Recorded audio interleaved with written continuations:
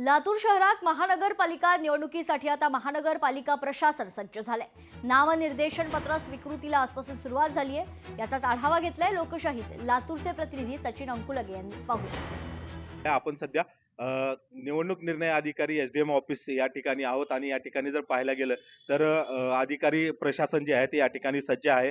या ठिकाणी पोलीस बंदोबस्त सुद्धा या ठिकाणी ठेवण्यात आलेला आहे आणि एकाच ठिकाणी जास्त प्रमाणामध्ये गर्दी होऊ नये या अनुषंगाने जे आहे ते 3 प्रभागाचा एक केंद्र या ठिकाणी करण्यात आलेला आहे आणि या ठिकाणी अर्ज विक्री आणि अर्ज स्वीकृती जी आहे ती उमेदवारांची या ठिकाणी होणार आहे। सर काय सांगाल, आज सकाळपासून जी आहे ती अर्ज विक्री आणि स्वीकृतीला सुरुवात झालेली आहे, तर काय सांगाल?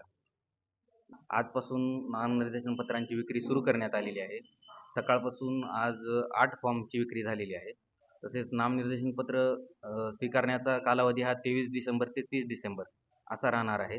तसेच नामनिर्देशन पत्र स्वीकारण्याची वेळ ही सकाळी 11 ते दुपारी 3 अशी राहणार आहे। तसेच 25 डिसेंबर व 28 डिसेंबर या सुट्टीच्या दिवशी नामनिर्देशन पत्र स्वीकारण्यात येणार नाही। एकाच ठिकाणी जास्त उमेदवारांची गर्दी होऊ नये यासाठी लातूर शहरामध्ये 6 ठिकाणी ही अर्ज स्वीकृती आणि अर्ज विक्रीची केंद्र या ठिकाणी सुरुवात केलेली आहे। सचिन अंकुलगे, लोकशाही मराठी, लातूर। पुढच्या बातमीकडे। अल्पवयीन विद्यार्थिनीची छेडछाड प्रकरणात क्रीडा शिक्षकाविरुद्ध गुन्हा दाखल झाल्याची माहिती। नवी मुंबईतील हा धक्कादायक प्रकार असून अल्पवयीन विद्यार्थिनीची छेडछाड करण्यात आली होती आणि त्यानंतर क्रीडा शिक्षकाविरुद्ध गुन्हा दाखल झाल्याची माहिती।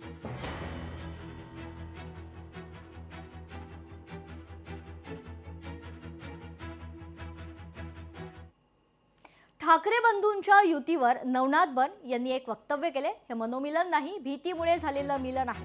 मतभेद आणि मनभेद लपवून युतीचा देखावा सुरू आहे।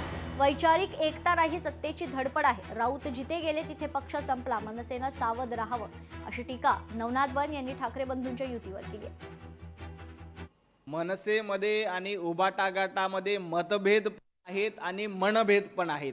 हे दोघंही वैचारिक पातळीवर एकत्र येण्यासाठी आलेले नाहीत। हे मनोमिलन नाही तर भीतीमुळे झालेलं मिलन आहे।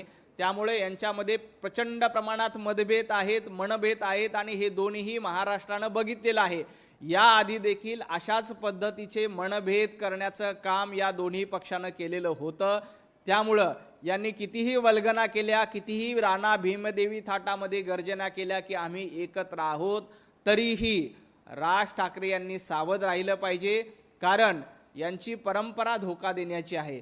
संजयजी राऊत ज्यांच्या नादाला लागले त्यांचा पक्ष संपवण्याचं काम संजय राऊतांनी केलंय। लोकशाही मराठी, ऐका, पहा, जागरूक रहा।